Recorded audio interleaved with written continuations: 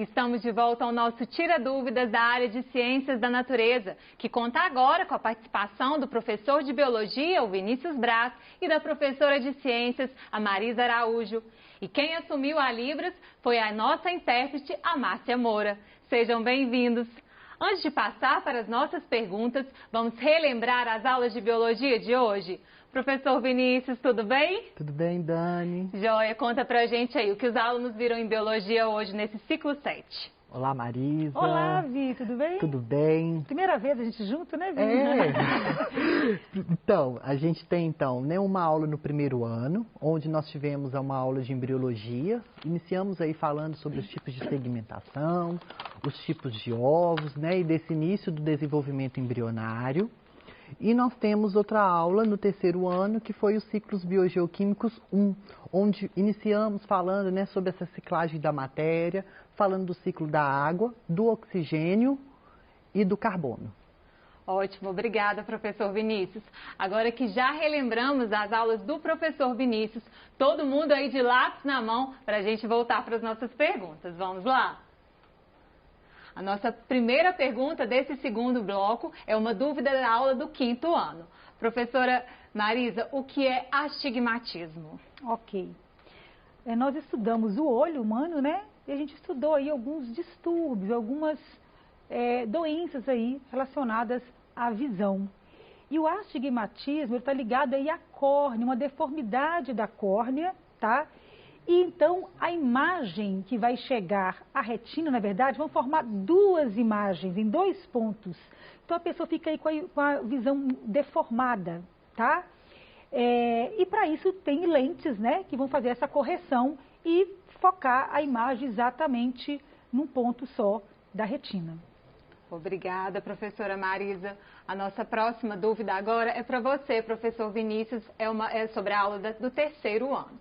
Por que a matéria é considerada cíclica? Então, a gente vem, né, falando sobre esse fluxo de matéria e energia aí desde o PET 6, né, onde nós falamos mais especificamente no PET 6 sobre o fluxo de energia.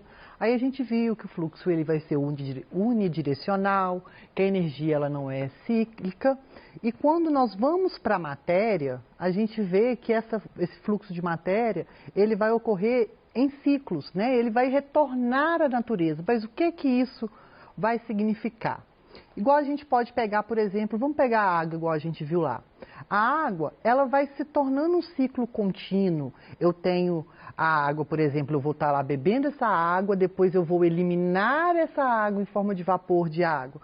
Na minha transpiração e tudo mais, ela retorna para a natureza, volta a cair na terra em forma de chuva, por exemplo. Então, olha esse ciclo como que ela é renovada, ela é cíclica. Então, por isso que nós falamos que a matéria ela vai ser cíclica devido a isso, porque ela pode ser renovada, ela vai voltar a circular novamente entre todos esses níveis tróficos. Posso complementar? Sim, claro. Lembrando aí, né, que a matéria ela é reciclada e foi uma aula que eu trabalhei com os alunos do quarto ano sobre os decompositores. Ótimo. Né? Que vai pegar a matéria orgânica e transformar em matéria inorgânica e vai ser de novo disponibilizada no solo ali para que as plantas, né, os vegetais, né, vão incorporar e passar pela cadeia alimentar. Né? Tem outros ciclos também do carbono, do nitrogênio, do fósforo. Então, assim, ainda bem que a matéria é cíclica, porque nós estamos aí com a mesma matéria desde a criação aí do planeta Terra e ela está aí o tempo todo se reciclando e aí graças aos seres decompositores. Excelente, professores. Vamos para a próxima. Nossa próxima dúvida agora é para você, professora Marisa. É uma dúvida de quarto ano. Diferencie a biogênese da abiogênese. Ok, eu trabalhei esse assunto lá no quarto ano, né, para os piquititicos aí, só para lembrar do método científico, sabe, Vinícius? Para mostrar como é que foi feito Spallanzani, Pasteur, Red, né? Para lembrar aquele experimento. Porque naquela época, gente, eles pensavam que a vida surgia de forma espontânea, né? Então, a abiogênese, bio quer dizer vida, a quer dizer não. Quer dizer, uma vida surgia não de outra vida, mas por uma geração espontânea. Como assim? Teve um cientista que chegou a dar uma receita para se fazer ratos. Era só misturar milho com a camisa suada e deixar num canto lá do paiol. Tem lógica isso, gente? É claro que não. Então foram feitos vários experimentos onde alguns, né, como Nida, por exemplo, defendia a ideia da geração espontânea, que tinha uma força vital. Então você colocava um líquido, né, com um caldo de carne, ele ia se contaminar, mas na verdade falava de tinha uma força vital ali que faziam surgir micro-organismos, né? Já tinha um outro grupo de cientistas que falavam que não, uma vida se origina de uma outra pré-existente. Então, biogênese, a vida origina de outra vida, tá? E aí, essa discussão continuou por um monte de tempo, outros experimentos foram feitos, até que Pasteur, né, selou aí a discussão com o famoso experimento, aquele com os tubos, né, daquele pescoço de cisne, né, onde ele ferveu, depois ele quebrou, etc. A gente estudou isso na outra aula. Mas então, biogênese e biogênese são teorias que tentam explicar a origem da vida. Ótimo. Nossa próxima dúvida agora é uma dúvida de terceiro ano. Professor Vinícius, qual a importância dos decompositores nos ciclos bioquímicos? Então, Marizinha acabou de completar, Marizinha acabou de completar aí. Ah, oh, meu Deus, então, a resposta... É o complemento, mas é igual a Marisa falou, né? Os decompositores, o que é que eles vão fazer? Eles vão devolver, então, essa ciclagem, esses nutrientes, na hora da decomposição, porque ele vai pegar a matéria orgânica, né? Então ele vai pegar, por exemplo, um carboidrato, uma proteína, e vai devolver à natureza essa matéria orgânica em matéria inorgânica. Então, essa é a principal função dos decompositores nesses ciclos biogeoquímicos. Então, igual, por exemplo, a gente vai ver aí na nossa próxima aula, só um spoilerzinho aí, a questão do ciclo do nitrogênio, a importância dos decompositores, o que eles vão fazer? Eles vão pegar, por exemplo, na hora que pega a ureia, né, uma substância aí orgânica que vai estar presente aí nas nossas excretas, esses decompositores eles vão transformar essa ureia, que é um composto orgânico, em um composto inorgânico, que vai ser amônia, e isso então vai ajudar no ciclo do nitrogênio. Olha essa ciclagem aí quando a gente fala. Então é essa a importância, eles vão, digamos assim, retorna à natureza aquilo que já estava sendo usufruído, já estava, né, inserido em um nível trófico. Então, esses decompositores vão fazer esse papel. Não, e lembrando que, na verdade, eles estão fazendo isso, vamos fazer uma reciclagem da matéria orgânica. Eles não pensam assim. Na verdade, o que eles querem é buscar uma fonte de energia. Uma fonte de energia. Então, eles estão fazendo ali fermentação, eles estão fazendo alguns metabolismos energéticos e aí o produto deles acaba sendo aí utilizado. Então, na verdade, estão pensando neles, né, Vinícius? Exatamente. Muito bom, quando, né, as matérias conversam aí. É ótimo. Vamos para a próxima. Agora sim, a próxima dúvida é para você, professora Marisa. É uma dúvida de quinto ano. Qual a importância da astronomia para os povos antigos? Ok. Eu já comentei aqui hoje, né, no bloco anterior, sobre a questão da localização, né? Por exemplo, o Cruzeiro do Sul, né? Que é até um símbolo aí do Cruzeiro, que é meu arco adversário, tudo bem? O Cruzeiro do Sul, ele localiza a pessoa no Polo Sul. Nós temos a Ursa Maior com a estrela polar que localiza o Polo Norte. Então, era muito utilizado nas navegações, tá, gente? Mas também, vamos pensar aí, olha, dia, noite, a importância do dia e da noite, a importância das estações do ano, que tem a ver aí com a rotação, né, do nosso planeta. Então, as estações do ano também eram importantes na agricultura, né, para plantar, para colher, qual que é a melhor época de plantar e de colher. Então, tudo isso era utilizado, né, na vida cotidiana do homem antigo. E sem contar também, né, Marisa, fugindo aí até mesmo da questão da biologia, mas que se a gente pegar para ver essa questão do conhecimento científico e do senso comum e tudo mais, como que contribui, a questão da astronomia, na questão da astrologia, por exemplo, quando a gente pega essas questões de mitologia grega, romana, o quanto que isso era presente, igual a constelação de Aquário, a de Touro, a de Câncer, tudo aí. Andrômeda era nome da filha de alguém lá da Grécia. Isso, então como que isso pega e vem modificando? Deuses, né? Exatamente, isso vai vindo modificando e à medida que o tempo vai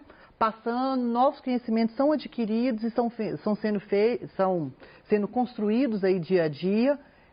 A astronomia está ali, muito presente ali ainda e ainda orientando muita gente. Ela começou na astronomia. Exatamente. Acho que era o que mais lindo que existia para observar. Imagina aquelas noites maravilhosas, sem luz nenhuma, porque nós temos aí a luz da cidade que atrapalha a visão, né?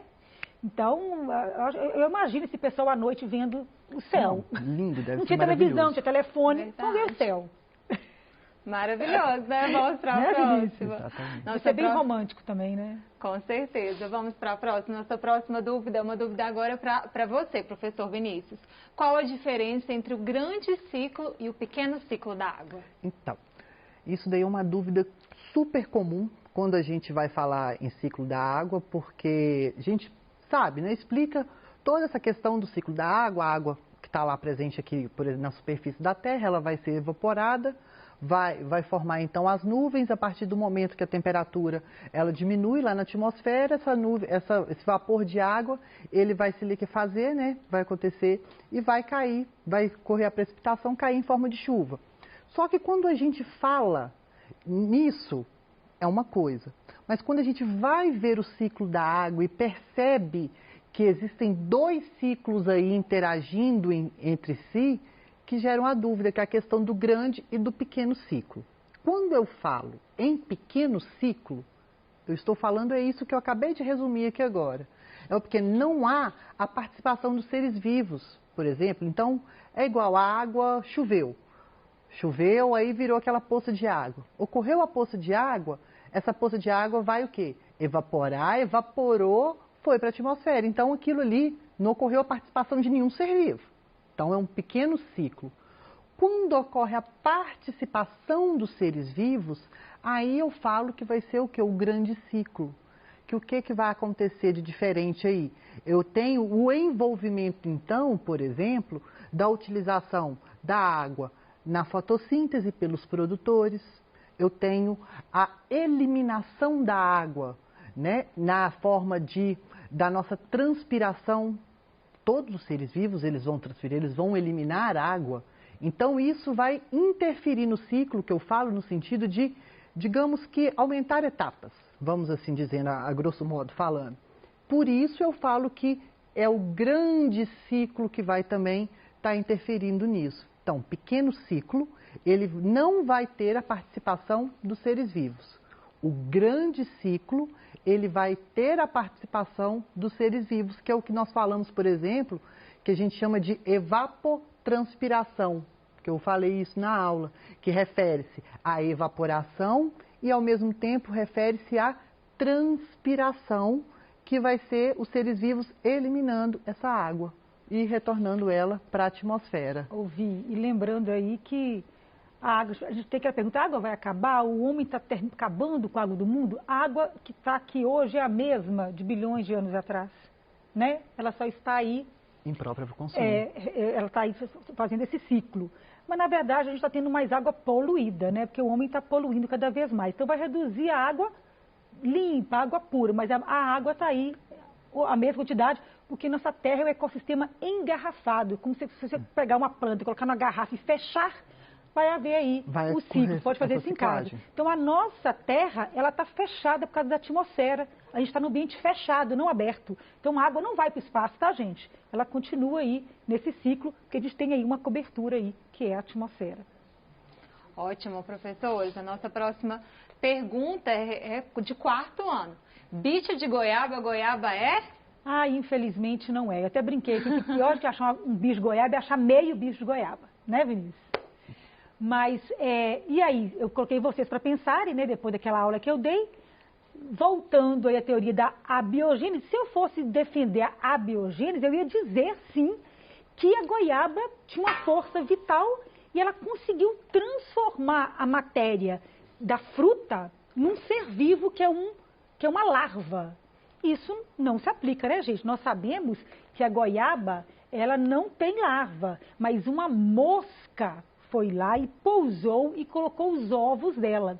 Então, na verdade, a larva veio de uma vida pré-existente, que é de uma mosca, tá? Então, o bicho goiaba Não é goiaba? não é goiaba. Não é goiaba. Vamos para a próxima. Nossa próxima dúvida agora é para você, professor Vinícius. O que são combustíveis fósseis? Então, quando a gente fala aí, né, no ciclo do carbono, aí gera sempre essa dúvida, gera muito o que falar. Combustíveis fósseis estão lá e a gente vê, né, cotidianamente aí na nossa vida, a queima dos combustíveis fósseis contribui para o aquecimento global, porque os combustíveis fósseis são um recurso não renovável. Mas o que são aí esses combustíveis fósseis? Então, quando nós temos a questão lá da decomposição, vamos lembrar aí, gente, lá das nossas aulas aí do ciclo 5. Do ciclo 5, onde a gente estava falando aí de evolução. Pega aí, quando a gente falou sobre as evidências evolutivas, nós falamos sobre os fósseis, certo?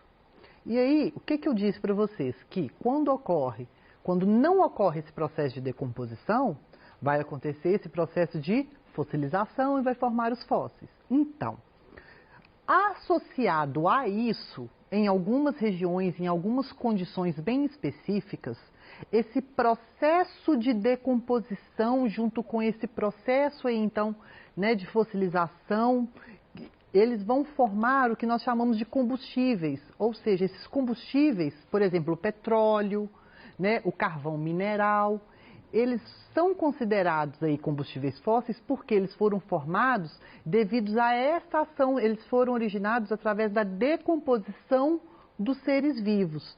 E aí, através, por exemplo, né, do acúmulo, então, de matéria inorgânica, né, da deposição de sedimentos, né, de camadas e camadas e do intemperismo aí que vem sofrendo diariamente, que a gente sabe que a crosta terrestre, né, ela vai ser dinâmica, ela sempre vai estar aí em movimento e acontecendo esse intemperismo, eles vão ficar o quê? Acumulados e soterrados. E isso, então, cria um ambiente propício para se originar um combustível fóssil, que nós chamamos. E lembrando que um combustível, ele vai ser o quê? Vai ser alguma substância onde, a partir do momento que eu aqueço, ela irá liberar o quê? Gás carbônico. Claro que vai ter que ter a presença, então, do oxigênio. Igual quando a gente vai acender lá um pavio, uma vela, que eu sempre gosto de falar. Acendi a vela lá. Combustão, né, Vivi? E isso, vai acontecer essa combustão. Ela vai acender na presença do oxigênio, vai queimando, então, que tem o combustível, que no caso aí é o pavio da vela, e o comburete, que no caso é o gás oxigênio. Ocorreu, isso está queimando, aquela fumacinha, gás carbônico. E se energia. Eu fecho, exatamente, liberando energia. Se eu fecho aquilo ali não tem oxigênio, parou, não vai ter. Não tem. Então, combustíveis fósseis vão ser isso, vão ser esses combustíveis originados a partir da decomposição da matéria orgânica. Excelente, Vi, show. Obrigada, professor. Vamos para a próxima. Nossa próxima dúvida agora é sobre a aula de 5º ano. Qual a diferença de astrologia para astronomia, professora Marisa? Ok. Bem, a astronomia é estudo dos astros, né? Já é considerado como uma ciência, tá? A astrologia tem a ver com signos do zodíaco, né? Virgem, Áries. Eu sou de Virgem, você é de qual, Vinícius? Aquário. Aquário, ó, Aquário e Virgem dá certo. Pois é. Então, essa é a diferença, tá? E a astrologia, que estuda os signos, não é considerado uma ciência exata, né? E aí, gente, você está falando isso, eu até falei, até complementei aí na última questão, e eu, assim, eu não entendo muito de astrologia, mas eu gosto muito de ler tudo. É aquilo que você falou mesmo, né? É uma ciência, a astrologia. A gente pode falar também que a astronomia é uma ciência exata, né? Porque igual tem estou muita lá. matemática. Exatamente, estou observando aquela constelação, aquele planeta, beleza. A astrologia, tem química, ela não é considerada exata, porque ela vai pegar, por exemplo, a influência daquela constelação a uma determinada na sua vida da pessoa, e aí começa, aí a gente tem o signo, qual que é o seu ascendente, qual que é o seu descendente. Ah, minha lua está em câncer, ah, minha lua igual, a gente vê muito aí, igual em novembro a gente estava com Mercúrio retrógrado. Mercúrio retrógrado, que eu estou assim, gente do céu, Mercúrio retrógrado não acaba de jeito nenhum. Aí acabou então isso, que esse movimento retrógrado lá da astrologia, e aí lembrando, gente, não é porque a gente fala que Mercúrio está retrógrado, que significa que ele está retrocedendo, não. É essa influência, essa energia aí que vai ter, e, digamos assim, cósmica, né, que vai ter esse movimento retrógrado na vida das pessoas. Então a gente tem que lembrar, só se lembrar, a astrologia é uma ciência não exata, digamos assim. Isso tem que ser verificável, né? Como é que você verifica isso?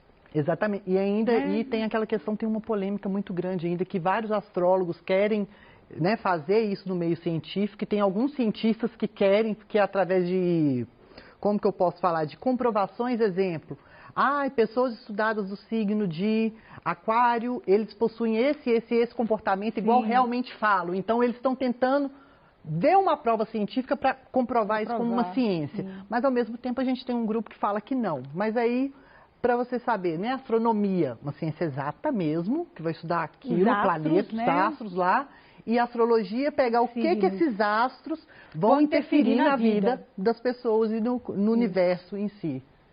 Excelente, professores. Vamos para a próxima. Nossa próxima dúvida também é para você, professora. Cite algumas invenções antigas que contribuíram para a ciência. Falando em astronomia, eu vou lembrar do telescópio, né? Que o Galilei aí aprimorou, porque já tinha, né, algumas lentes já sido produzidas antes, né? Principalmente na Holanda, né? Os holandeses com as lentes aí. E o microscópio, né? A partir do microscópio, nós podemos constatar a presença de micro-organismos. Pasteur aí, né, observou no microscópio as bactérias ali que estavam fermentando ali a cerveja. Então, eu vou citar esses dois aqui, tá? O microscópio e o telescópio. Okay? Com certeza. Vamos para a próxima. Nossa próxima dúvida agora é para a biologia. O que a embriologia estuda, professor Vinícius? Então, quando a gente fala aí em embriologia, né, eu estou falando então de uma ramificação aí da biologia que vai estudar o desenvolvimento embrionário. Mas aí vocês me perguntam, o que vai ser esse desenvolvimento embrionário?